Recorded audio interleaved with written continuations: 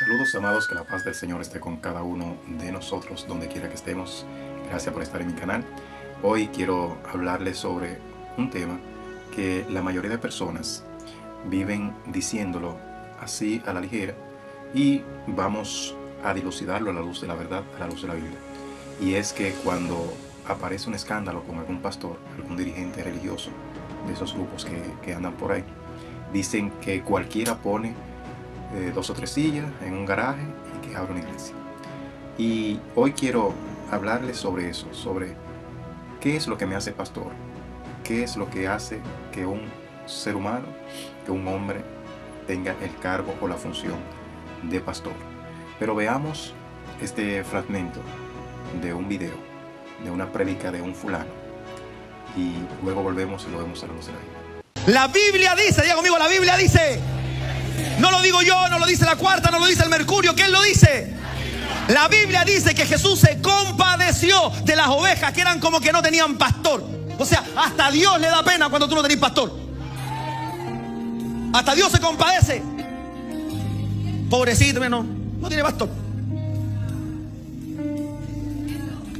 Más fuerte todavía, ¿no? ¿Me aguantan más fuerte o no? Diga, vaya a pelar igual, así que te voy con tono. ¿Usted sabe que yo no soy el pastor de todos aquí? ¿Sabe cuándo yo me transformo en tu pastor? ¿Quieres saber cuándo realmente yo sí soy tu pastor? Cuando tú de manera voluntaria traes tus diezmos a este lugar. Antes, usted dice que yo soy su pastor. Lo que genera el vínculo espiritual es el reconocimiento de la autoridad por medio del diezmo, por medio de la ofrenda, por medio de la generosidad. Ahí están en algunas congregaciones, lo perdido que están algunos líderes religiosos, que él, para decir que es su pastor, la feligresía le debe demostrar que diezmando es que ellos dicen que él es su pastor. Y como dije, vamos a verlo a la luz de la Biblia. Y la primera cita que vamos a leer se encuentra en la segunda carta a Timoteo, en el capítulo 2, versículo 2. Dice Pablo escribiendo a Timoteo: lo que has oído de mí ante muchos testigos, esto encarga a hombres fieles que sean idóneos para enseñar también a otros.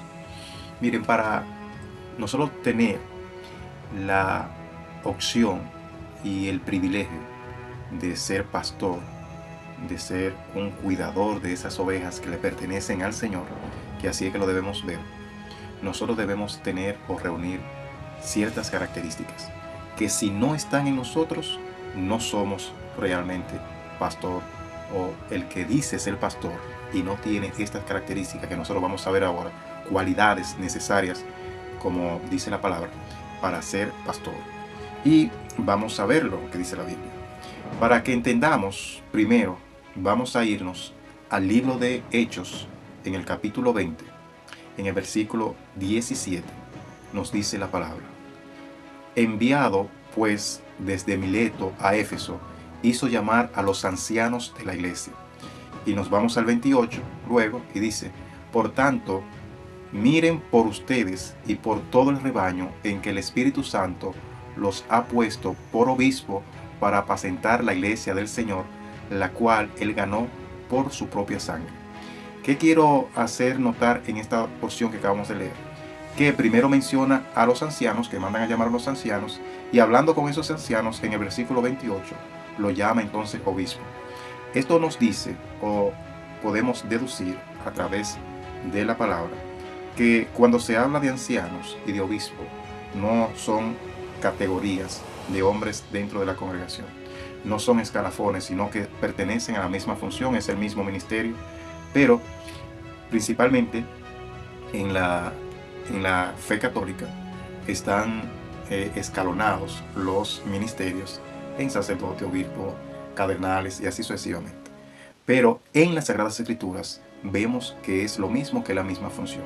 Por lo tanto, vamos a leer ciertas porciones que nos van a decir características, y otras nos van a decir ciertas informaciones de cómo yo me hago pastor, o cómo debe ser un pastor para que realmente sea puesto por Dios y no porque me da el deseo de serlo. En la primera carta de Pedro, en el capítulo 5, del 1 al 3, nos dice: ruego a los ancianos que están entre ustedes, yo anciano también con ellos, y testigo de los padecimientos de Cristo, que soy también participante de la gloria que será revelada, apacienten la grey de Dios que está entre ustedes, cuidando de ella, no por fuerza, sino voluntariamente, no por ganancias deshonestas, sino con ánimo pronto, no como teniendo señorío sobre los que están a su cuidado, sino siendo ejemplo de la grey. Ahí nos da cierta información que, por ejemplo, ese hombre que ustedes vieron ahí, este argentino, no cumple. Porque ahí dice que el que es anciano, que vimos que es lo mismo que obispo, en este caso viene siendo lo mismo que un pastor, el que lo llama apacentar la grey, es decir, que cuide de los hermanitos, de los feligreses, de los seguidores de Cristo, y dice que lo debe hacer no por fuerza, es decir, no es una obligación, no es obligado, vaya, usted tiene que ser pastor. Y ahora usted ve que hay ministerios y que hay concilios que son los que mandan a los pastores y los mueven inclusive de lugar en lugar, de iglesia, de congregación en congregación, y de cierta demarcación a otra demarcación. Pero aquí dice que no es a la fuerza. También dice que es voluntariamente. Es por amor a nuestro Señor, y si reunimos las características, si reunimos esas directrices que el Señor a través de la palabra nos da, bien podemos hacerlo. Y dice ahí, no con ganancia o por ganancia deshonesta. Es decir, usted no va a ejercer la función de pastor o de anciano, de obispo, como usted quiera llamarlo, sencillamente por los beneficios que da. Y ustedes escucharon ahí, a simple vista se ve que le dice que él no es su pastor porque usted no trae los diezmos. Si usted me trae los diezmos, entonces usted está diciendo que yo soy su pastor, y eso no es lo que dice la palabra. Y al finalizar esta porción dice: y no teniendo señorío sobre ellos como que usted es el dueño, sino ser ejemplo de la ley. Lo que la gran mayoría no es. La gran mayoría de lo que se dice ser pastores están o ejercen un dominio sobre los hermanitos que no pueden ni siquiera ir a un lugar sin el permiso del pastor. Y eso es totalmente contrario a lo que dice la palabra del Señor. Seguimos leyendo. En la primera carta a Timoteo, Pablo también le dice cómo son los pastores, o cómo deben ser esos hombres que serán o ejercerán el ministerio de ser pastor, obispo o anciano, como usted quiera llamarle, vuelvo y repito. Y dice primera carta a Timoteo, en capítulo 3, del 1 al 7. Palabra fiel: si alguno anhela obispado, que ya vimos que es lo mismo que anciano y que pastor, buena obra desea. Pero es necesario que el obispo sea irreprensible. Una de las características, irreprensible, es decir, que no haya que llamarle la atención por ciertas cosas que hace o dice, porque actúa correctamente. Marido de una sola mujer. Ahí se cae lo de la fe católica también, que tienen el celibato, que no le permiten casarse. Dice marido de una sola mujer. Sobrio, otra característica.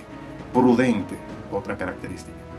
Decoroso, hospedador, apto para enseñar, no dado al vino, no pendenciero, no codicioso de ganancias deshonestas, sino amable, apacible, no avaro, que gobierne bien su casa, que tenga a sus hijos en sujeción con toda honestidad. Pues el que no sabe gobernar su propia casa, ¿cómo cuidará de la iglesia de Dios?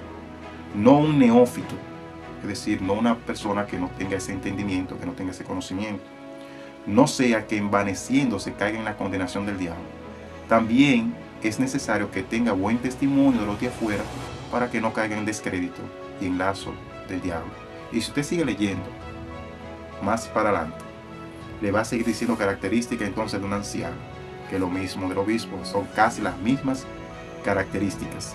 Y se le añade 2 o 3 más, pero viene siendo lo mismo. Entonces ahí está claro que el que anhela ser pastor tiene que reunir esas características.